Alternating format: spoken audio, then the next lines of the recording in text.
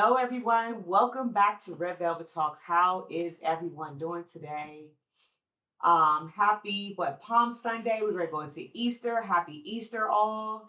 Again, we are back with part 2 with my old boss, good friend, my realtor, jack of all trades, Salea Andrews. So, of course, we're going back into we're discussing advocacy again and healthcare. And I'm also going to throw Lindsay's name around in here. So I think from our last podcast, when you saw Lindsay Kinslow on, she works with VetReset, which is phenomenal and also really fits into our advocacy conversation that we had the last time. Yeah. So how have you been, though? Good. Good. Have a deep breath. Right. Because I know you have been on the run. Yeah. Doing this new thing. Okay. World-class healthcare for our service members. I really can't wait wow. to meet Lindsay. Oh, wow. Okay. Yeah, different, to sum it up, when they're doing these overhauls or redos or upgrades for functionality at the military installation care centers, hospitals, clinics, then I'm kind of just following through to make sure that those designs and upgrades are going to, one, not interfere in patient safety, and two, enhance that workflow. Okay. So, And so are you working with veterans in a sense, or? So in a sense, not really direct with like the patient population. Okay. Let's say on the back end, so that when they go into these healthcare centers, they have been designed so that they get better healthcare. Okay. Makes sense? So kind of reviewing the processes, like some of these hospitals haven't been touched in like 45 years. Oh, okay. Right. And so what does that look like? It doesn't look at all. It looks like Flintstone. Yes. And so when you think about it, like for our service members, like the most amazing population of people that are dedicated themselves and, at risk and leaving their families. And so now here we have these healthcare centers. When they go to receive healthcare, it needs to be at 100%. You're right. It looks like it's in this century. You're right. And so part of those designs are, making sure that functionalities are safe, that they're getting like the most upgraded diagnostic equipment and those kinds of things. Yeah, it's kind of a pass trickles down from Congress says, yes, we'll spend the money to now make sure that these veterans, service members, and their active and non-active and their family members are going to be utilizing these healthcare centers so that they're just magnificently ready for them. And they actually need to, our service members, they should have state-of-the-art. Oh, absolutely. Care. Absolutely. They really absolutely. should. And I'm going to share one horror story. So my dad was in the hospital. He had to have a simple procedure. I don't know if I shared this, but I was at work. And so when I got off of work that Saturday, I went by to check on him. So I got there probably about noon, 1 o'clock. And when I walked in, I could tell that he was very frustrated, and I'm like, well, what is wrong? What is going on? And he says, well, I asked the nurse for water, and that was around 8 o'clock. Yeah. She has yet to come back to my room. And this was actually at the VA. Yeah. This was inside the VA hospital. And I said, what do you mean she never came back? He said, she never came back. I said, well, did they come to get you cleaned up for the day? He said, no one came back. And so from there, I went to the desk. And there they had a concierge. So I went and I asked, who is the person that is working with my dad?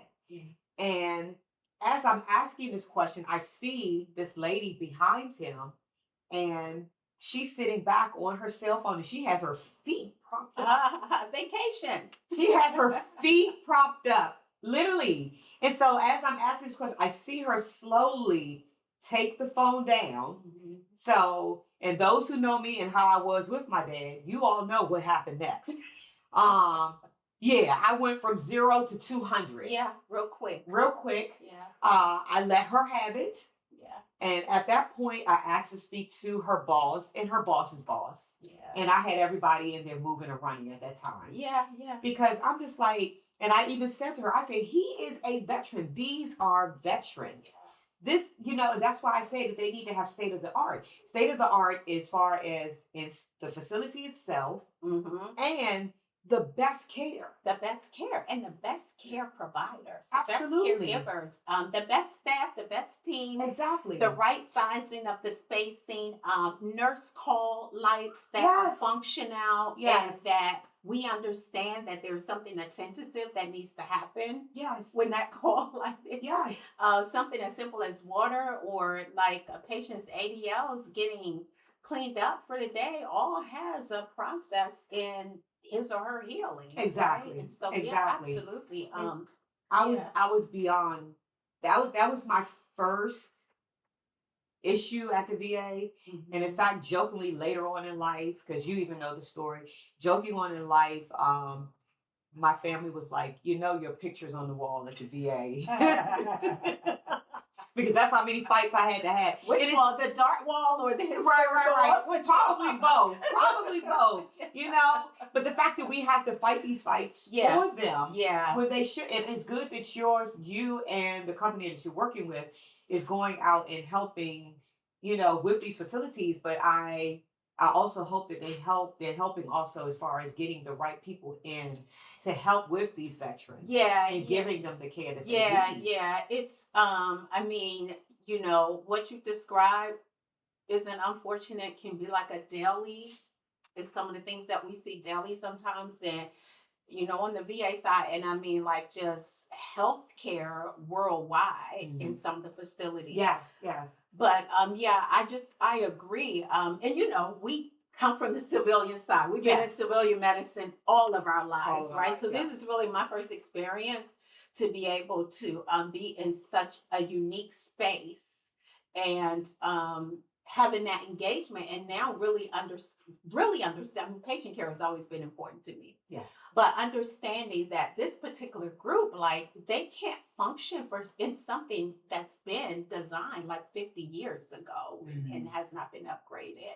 And so, I'm really excited about that's really, like what's up. That's really good. Yeah. So I hope that's something that they can transition quickly. Yeah. Some of the projects, like, it's the term, it'll come to me later, like in layman's term, when I'm thinking. But some of the projects, like, we will start them now, like the whole outline and what is to be foreseen. Some of it won't initially happen until like right now we're working on something for 2027. Okay.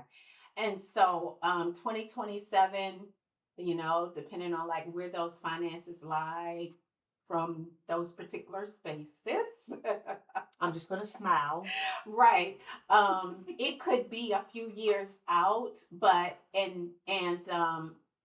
what I'm really excited about is that those programs now, those projects don't just sit, like they continue to get looked at frequently so that we can understand, because like the designing of healthcare, what am I trying to say, apparatus and equipment and materials and the state-of-the-art instruments, it constantly changes. And so we can't just have like these projects sitting for like 5 and 10 years and then say, right, because medicine is changing every day. So I'm just glad that we have these teams now that are spot on it.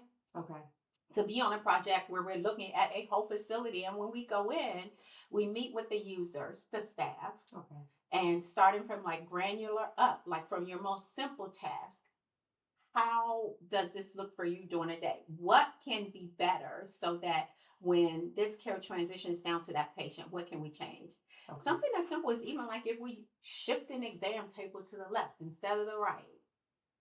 Right. Making sure that cabinet space is correct so that when providers are in there, they're not so uncomfortable. Right. Butting up against stuff. Patients butting up against stuff. The way that some of the care centers are designed, where veterans, if you're not ambulating, how do you get, why is x-ray radiology on the second floor instead of the lower level, accessibility? Right. Yeah. Yeah, All of because I that. think all of them need, well, I can't say all of them. I can only speak on the one that I have visited, you know, needs DC. needs a huge upgrade. Yeah. And, you know, and for us being in the nation's capital, we should definitely have. we should have the best. And it's interesting because and just like on the civilian side, um sometimes when you go into some of these spaces, there's a lot of toys in there. Toys meaning like there's a lot of state of the art equipment that is just kind of pushed aside, because oftentimes some of the chief surgeons and physicians and providers and clinicians can have access to some of those devices, but if the space doesn't allow opportunity to use it, then they just sit and they become antiquated, and that's not beneficial to patients. Okay. And so, yeah, just looking at the whole thing full circle, but we should have the best here. I really can't wait. I am hoping that our will be one of the centers that I'll get a chance to look at. I'm looking forward to that. Headed to Portsmouth, I think I told you. Virginia, okay. Yeah. Why do we say Portsmouth when it's Portsmouth spelled out? I don't know. Somebody else actually said, "Oh, we're going to Portsmouth." I said, "What the heck is Portsmouth?" You know, because I've been calling it Portsmouth my whole. I don't know. Is it Portsmouth or is it Portsmouth? I know. And I said to someone that we used to work with, I said to her, I said, "Oh, I'm going down to Portsmouth," and she said, "Oh, that's where I'm from. I'm from that area, Chesapeake." And I said, "Can I ask a question?" I said, "I'm looking at this and it says Portsmouth. Why did I say Portsmouth?" And she said, "I don't know. That's just what we say." Maybe it's the Ebonics way. Yeah, like we say Maryland. Right. Maryland. Right. It might be the Ebonics. You know, we have our own way of saying things, you know? Yeah. But yeah, so even with that, like with the VAs, you know, with these projects and working with the design teams and engineers and architects, it's still part of like the advocating. Because what I see is like they're looking at the design side and they see a building. I see that workflow process for our patients. Okay. And I can't speak on it, but you already know. So I called my Uncle Buddy and I told him about the big thing that's coming up. You all will know soon. The big thing. And his prayer was, "I pray that you do so well on this that you could possibly retire." And then I backed it up by saying, "That is my prayer too. But also what I want to do is do what I had talked to you about years ago that actually Lindsay does now, is helping the veterans." Yeah. I would love to piggyback with you and with Lindsay just to help with our veterans and or just be advocate for a lot of these people out here who don't have anybody to advocate for them. Yeah. My cousin does, she's a, oh gosh. Okay, I'm having a blank right now. Moment. But right, I'm having a moment. It's a Perry moment. She's a property manager. There we go. So she's a property manager. And one of her residents there is an elderly lady she was talking about. And she said that, you know, there's things that she's starting to have health issues, but she has no family. No family. And, you know, she feels bad, you know, because she doesn't have anyone to advocate for her, help her with these things. So the question is, okay, so what happens to this lady? Who communicates for her? Exactly. Yeah. Exactly. Point her in the direction of those resources, and then, you know, help her, assist her with getting those resources. And that's becoming the familiar, you know, it's like the red car, like once you buy one, you start seeing red cars everywhere. Yes. And it's interesting you said that about the property manager, because in the other hat, I was showing a property in a community that caters to seniors. Okay. That shall remain nameless on 214. And so they, of course, people live, it's independent individual. It's Yes. it's not, we can't even say independent living. It's Okay. just like adult living, right? Okay. Because it's you know, 55 and older, right? 55 and older, right? Okay. Because if we say independent, that means that I'm in a community and I'm kind of living either independent or assisted. But this is just a 55 and older. Okay. And so I was, with a client and showing his property, and this client was telling me about a neighbor similar Okay. that two of them in one space, and they're just kind of solo. And I think like one's in a wheelchair and the other is in bed. So who helps them? Who helps them? And the client was saying, oh, we ourselves have reached out to like our community person, and but in all due respect, the community person really doesn't have a responsibility. Correct. But could probably certainly, maybe out of like likeliness or kindness would, could possibly point them in some direction of something like that, right? But I mean, you hear so many of those stories. Yes. Yes. Yeah, and it's just not a way to age. It's not. It's not the ideal way. Right. Yeah. Right. And aging has changed a lot because I want to say, back then, 50, they were in rocking chairs. You know what I mean? And here, you and I are what, 50, 60, and 60. Yeah. we're not in rocking chairs. We're moving. My mom is about to be 80 years old. And she drives herself to work. She still goes to her hair appointment. So we're living longer. We're living longer. Living longer. We've been saying that for a very long time. That's been so much of our training from like probably, oh my gosh, from like the past 15, 20 years where we've said, listen, people in perspective are living longer. So we said patients are living longer. Yes. And living longer with some of these extended healthcare issues, right? Yes. And constantly needing to be in the healthcare system. Yes. And we're living different. Yes. You can live long with, and when you think of some of these conditions like dementia, and they can drag out as like a 10 to 15 years, yeah. Or longer. And then, you don't know what that seesaw could look like. Right. And so, we're living longer. Right, because there's different levels to it. So we could be at this level for like 5 or 6 years. Right. And then you transition to the next, all of a sudden, you could be there for a long time. We've seen that before. I mean, Auntie. Yes. Yeah. Yeah. Okay. So, yeah. We need to think of ways need to... a lot of concentration on what do we do. Right, to help the community. Yeah. Just have like a real thought out program. And I am sure that there have been people on another scale, another level who actually thought about, okay, what can we do?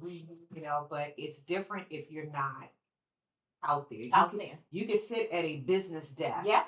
Every day, all day. This is what we should do. This is what we should do. But if you're not out there and you don't see it, and you're not like connecting exactly. one-on-one for your patients that are coming in sometimes, where do we start seeing them? Remember up at when you were up in PG County, Bowie? Yes. And I remember that building, you would see like patients coming in in stretchers to get like diagnostic testing and lab work and diagnostic testing and medical procedures. Yes. And they were coming from home. Yes. Just like some of them unattended. Yes. Yes. So it's been a while, and it's really time that we look at it as a community and say, something has to be different for us. Right. We got to be out here. And again, and I think I said this before too, the other part is a lot of these people who are vulnerable and they don't have the support, and they don't have anybody to advocate for them. You don't want to come up against a doctor who just kind of like just throws you to the wayside. Yeah. You want someone who's really going to really take care of you, because that's what we come to you for help. Yeah. And we have heard horror stories, and especially in the Black community, someone very dear to me, she recently had a baby and her doctor was unable to come. And because, there was a tragic loss prior to, of course, you have anxiety, Yeah. so they said they had to just call in whomever. And, and unfortunately she did. She wanted a Black doctor Yeah. because that was her safety net. That was her comfortability. Yeah. Because you hear so many stories, and unfortunately there's social media. So, we've seen things on social media. I think we just saw something recently. The lady was in the waiting area and she was in active labor, and the nurse just kind of like totally ignored her. unrelatable, Exactly. unrelated to community wise. Yes. And to me, I mean, I'm always gonna a brown doctor is always my preference, and that's just like you said, that's my safety net, Right. because I feel like you understand this. Right. And so, and I'm not saying that other providers are not Absolutely. capable. Let's I'm make just that saying clear. because that we work Because with a we've lot worked with a lot there's of some doctors. amazing, and I Yes. always say in this area we have some amazing providers. We do. But my safety net is when I look at someone that looks like me, it helps me Right. get through the process Exactly. a little better. Exactly. And so, but yeah, because it's our community and we have to stick up for it. I'm always taken back when I go into some of the emergency rooms sometimes, and the whole place is staffed with like a whole travel team from out of this area. Okay. Yes. Direct care for someone who is from like the Midwest. Yes. Right. Not knowing the area, not knowing the people. Not understanding. Yeah. And it's too much. Right. Too much for them. It is. And I have two quick things. So one, and it's interesting. You talked about not being from the area. I had a cousin who moved up here years ago. She used to live in Newport News, Virginia. She moved here, wanted to get out of, because Newport News, Hampton is kind of slower than it is here. Thinking that, she could really thrive here, which you can really, but you just got to know, the hustle and bustle. And she came, she was here for 3 months, and she said, I can't do this. So she turned around and went back, So in versus the people from other Midwest and things like that, they'll probably come here and they're just like, wait a minute, what is going on here? Yeah, right. What do you mean go? Like, it's a culture shock. It's a culture shock. Like what, mumbo sauce and all of that. What are you talking about here? And so it's not relatable. Right. And how, as a nurse, as a caregiver, how much am I going to, and we're trained to take care. It's patient first and patient safety for everyone. Yes. But there is also, that HealthCare is it's a compassion, a service of compassion. Yes. And you have to have that. And there's so many people not so many people. There are few that go in just for the money. They're not in there because they have the gift of compassion, or they have the gift of taking care of. That whole gift, their gift is somewhere else. Right. Really a musician. Right. A musician, right. I make money here. Right, I make money here. Yeah, this is what I'm going to do. No, but you have to, you honestly, you have to have that gift. You honestly have to have that gift. And the same thing with the mortician. You have to have that gift. In that industry now. Yeah.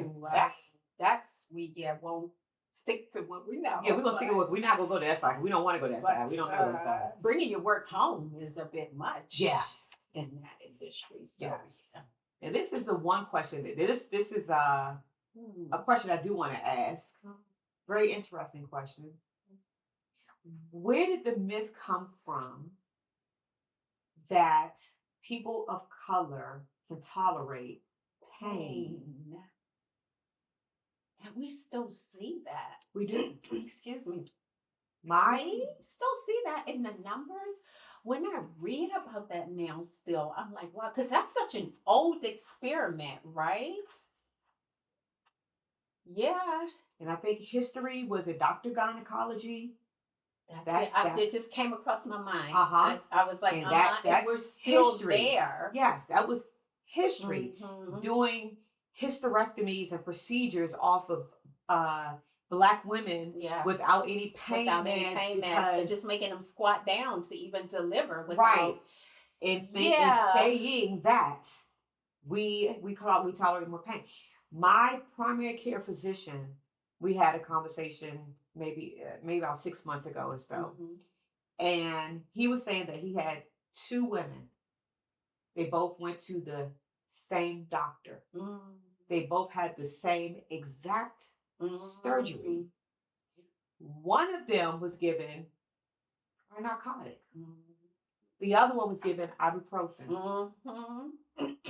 So, tell you this one. I have a niece. Well, she's not really my niece. My niece slash grand goddaughter's goddaughter. You know how families. Yes. Right. We adopt everybody. Right.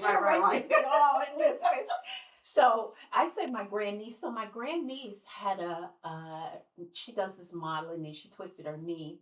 And she saw at one of the very good ortho centers here under the very good brand. And the ortho guy was like, she said, I was a little taken back because he was like, I mean, so what do you mean you're hurting? What do you mean you're hurting? You know, I mean, you just want something for pain? You just want something for pain? So he did give her a prescription for PT 3 times a week. Come back and see me next week for the injury. But I mean, I don't know about you just having pain. And so when we think ortho, we already know that there's pain associated with orthopedic injuries, right? Bones, muscles, tissues. So, and even like she could, like young college graduate, and she could recognize that he just kept talking to me like, I'm not supposed to have pain. I'm not supposed to ask for something for pain. Which is horrible. It's really horrible. Yeah, we're still there. We shouldn't be there. We should not. We shouldn't be there. And there should be a level of understanding of what is required, regardless of the color of skin, that certain injuries require, or certain conditions require certain treatments. And there will be times when you will have to dispense, you have to treat the pain. So that the person can tolerate and have an understanding of, now, how do I begin my healing process? You can't do it if your pain is at level 10. And it's making me, for some reason, it's making me think of something else too. Some people may agree, some people may not agree. But especially the Black woman, we carry so much. Our crown, I mean, we wear it proudly.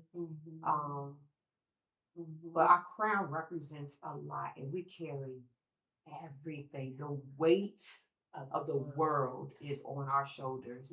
And I don't think people understand the magnitude of that. You know, I don't even know why this is coming up in my head right now and why I'm actually speaking on this right now.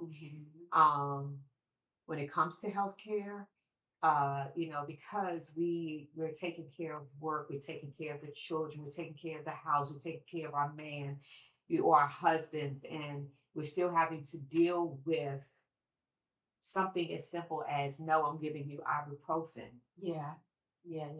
You know, at work, still being slighted.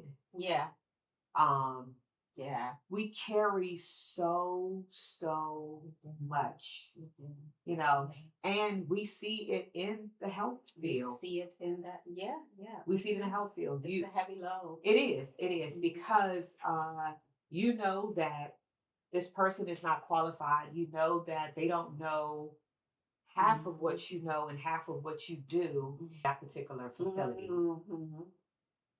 So when I see him, I will, because a family member of mine actually had an emergency, and that's where they took her. And so he did say to me, you know, if you ever have an issue, call me first. Yes, call it. because we But I want to bring that to his attention. yeah. Because I Okay. did, and we actually serve on the same safety committee. Okay. That's Okay. one of the spaces where that's my space where I stay for safety committee. Okay. Right. Okay.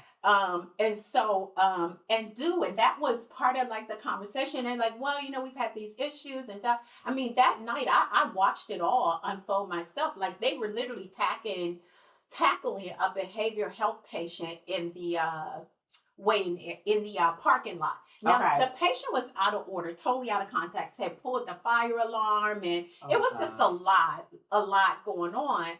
But still, I was like, you're keeping us safe in one way. I mean, no one's going to come in here and like ambush us. Thank you for that. Right. But we're here because we want care. So you have to concentrate on both sides. Yes. And that president is always that's one of the things I do like about that space. Okay. Is that because the team, like, they want to do good. Like, that leadership wants to be able to give the community what they need. I'm not sure where the breakdown is. Okay. And they're very open to like hearing our concerns. Yes. Yeah. Because I mean, he was very always. Oh my God, he was very and nice. has always been. Yes. Yeah. And we have to we just have to keep telling them so that they'll know. And I will say, in their defense, like, some of their grades have really come up in certain areas, but okay. Yeah. Okay. Yeah. And it's interesting you say that. So we had a small experience at one of my sites off of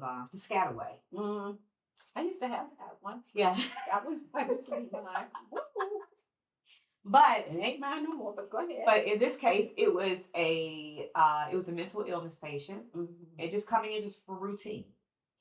But when he came in routine, the person that came with it, the care person that came in with him, because they come from a facility, the person that came in with them, he came in with 3 others from this facility. Okay. The gentleman that had the main issue, to explain how he looked, was more like, height-wise, was like your John Coffey guy. Whoa, yeah. So this is a big guy. And the caretaker is your average height man, average height build. So he wanted to tell his story, but that in that office is so busy. And there's a metrics. Right. There's a metrics. They're so busy. So we have to keep moving. And so we were trying to explain, okay, we can't really hear your story, but we do understand that there is a mental issue. Yeah. And we were trying to work through it, and he snapped. He snapped to the point in which he put not only the staff in danger, patients were in danger. And I remember, I don't know how I ended up doing this, but I remember because he actually tried to come across the desk and grab me. And I had not my staff, but I had the staff to move into the lounge behind me. And there was a elderly lady in the lobby, and a father and his young daughter in the lobby. That's scary. So my mind, I'm thinking, I need to get the 2 of them. I need to get them out of that lobby, because I don't know what's going to happen. And the fact that you have someone who is unable to control, and I'm like, in this situation, if you already know he's at this level, or he can be then you don't bring him by yourself, And I want to say we did say something to management for them to call to tell the facility, do not allow, if you're bringing several, then have more than one. You need to have aid with them. One-on-ones. Yeah. What comes to mind for me also is that they should also have a process where maybe the services can be brought to the facility, to their space, so that they don't have to trot people out. And I'm not suggesting isolation, but I'm just saying, let's think about what's safe for the patient, the staff, and then also, like, when you go into these spaces where, like, your staff and other patients that have nothing to do with that situation, they should probably work on having those services brought into them. Right. And then it brings up another case because I remember going into Then that I was just as I said into there, safety just went all the way across. right, Yeah. right, because I've gone in, you know, and they of course they have the floors, they have them, and so I've actually gone in, and you don't know You don't. what Yeah. you're about to walk into Yeah. because it could be a good day for this person and it could be a bad day. And you have to pray that there is an aide or someone with you at that That's time attentive. because because I've actually got hit by one. Yeah. Yeah. You know, and actually, and that was at another VA facility. I'm sorry to say, but in this case, it didn't have anything to do with the VA facility, but it was a VA facility, and it was down. Oh gosh, Down in the way down. way down. Yes. Yeah, I know exactly. Oh, okay. Where. Yes. Yeah. CH. See, I was just getting ready to say. Yeah. Yes. So I way know down, exactly. yeah. Yeah. And so they have, and so most of these, they have levels. Yeah. You know, and so of course when I walked in, he took his cane and he hit me. And this is the other thing about that also is that because it's a transferable skill, and so I'm always taken back by some of the facilities or those spaces that the staff aren't they don't have that transferable skill so that they can do everything, right? Well, most things, because one person can't do everything. But we have to think about also that some of the spaces are not staffed with enough employees, and we think about the people who are walking away from like the hands-on. I think COVID did that. COVID did a real interesting thing to help. Yeah, a lot of people, well, a lot of our healthcare workers did walk away. Yeah, it was a lot. It was traumatizing for us all. Yeah, that was a lot. Yeah, that was a whole lot, and people just didn't come back. Right. And when they are coming back, they go into these unique roles where it exempts them from like patient care. Exactly. And that's the most important part. But a lot is staffing. Yes. Not enough people out there. It's not. It's not. Really that is a major that is a major and that's not just in hospitals. That's not just the in nursing board. It is it's across the the board. assisted living. Yes. It's the rehab. It's the skilled cares. Yes. It's the long-term cares. All the whole bundle. I also saw this week, along with that multi-million-dollar settlement for the woman with the injury from the leg issue, that the CNA that they were putting charges against for using a Hoyer lift by herself.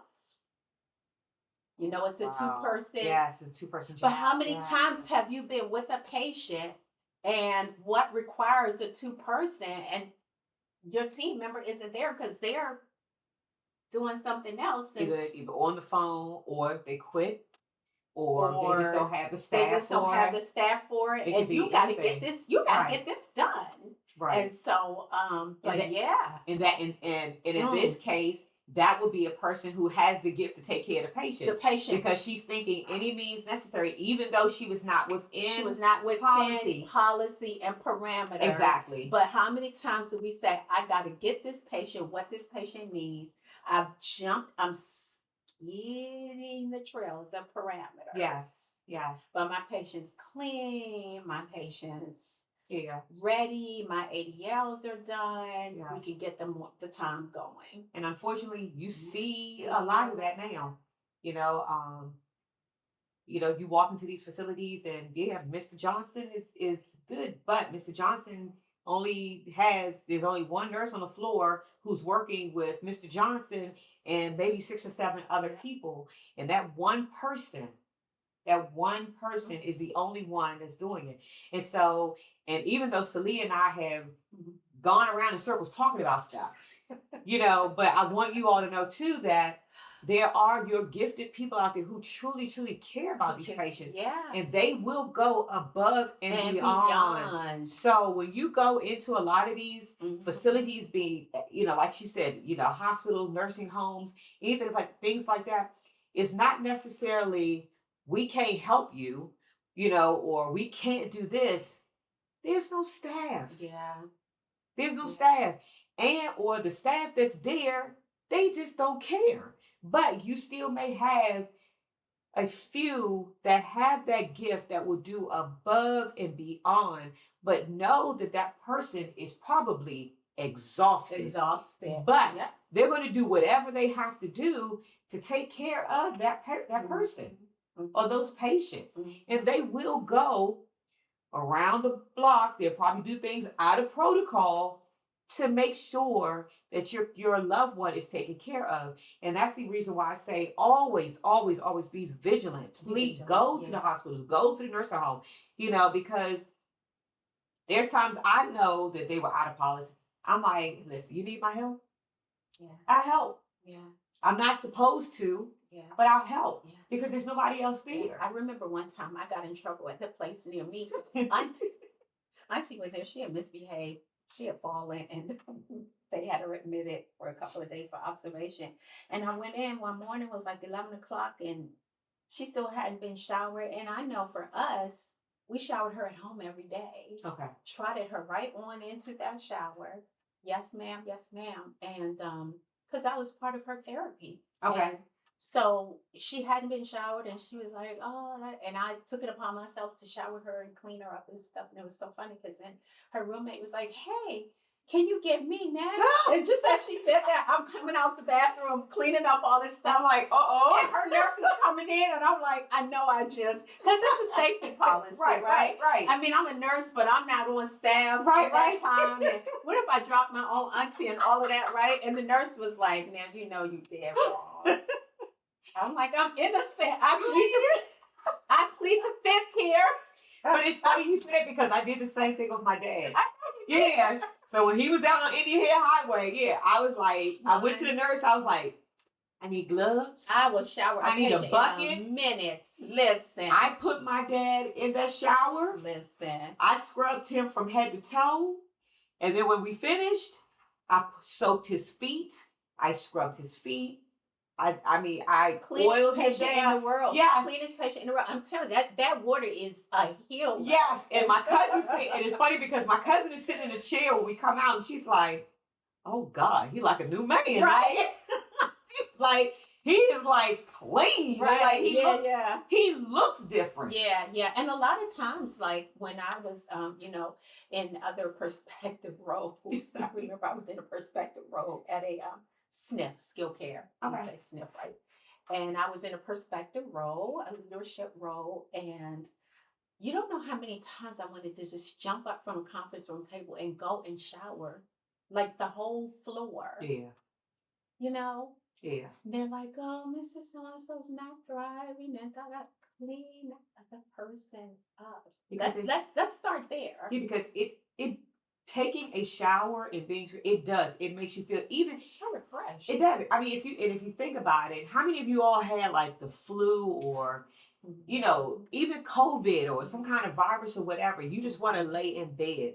But it's something about getting in that shower, giving yourself a good bath, a good shower, take your medicine, old school, rub yourself down with some Vicks. Yes.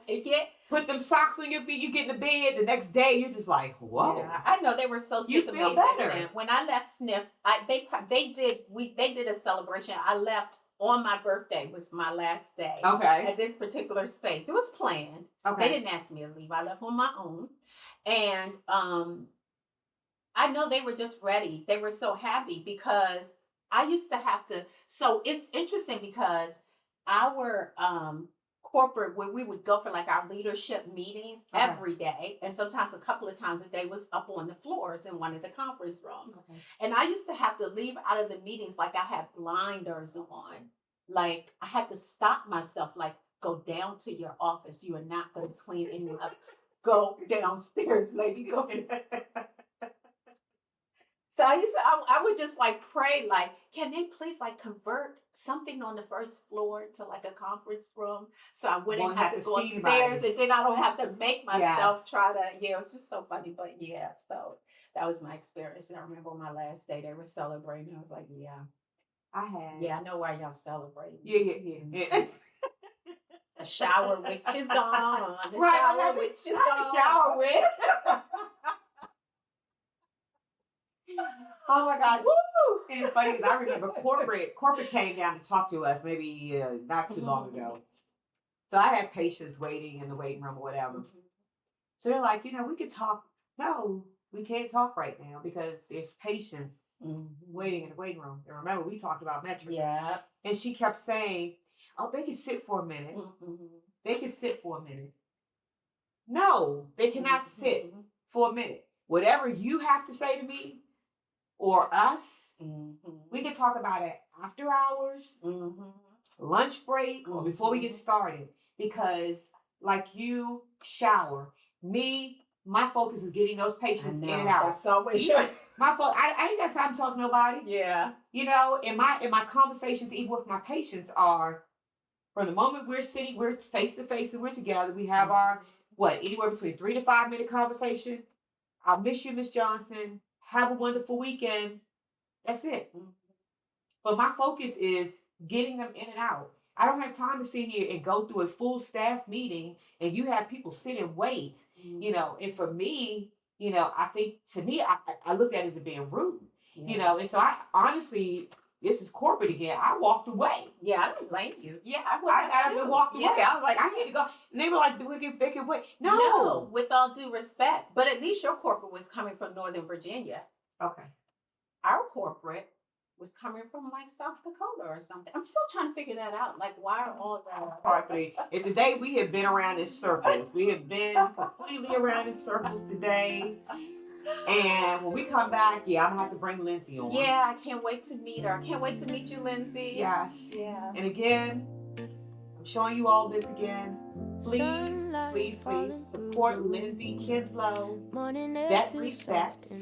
They're doing an event to help raise money for veterans on April 18th. So please come out and support. You can click the link on my YouTube page, and you can also pull up the information on how you can donate and to come out and support. But this is a very good event, and I'm looking forward to everyone being out there. But thanks for joining us at Red Velvet Talks.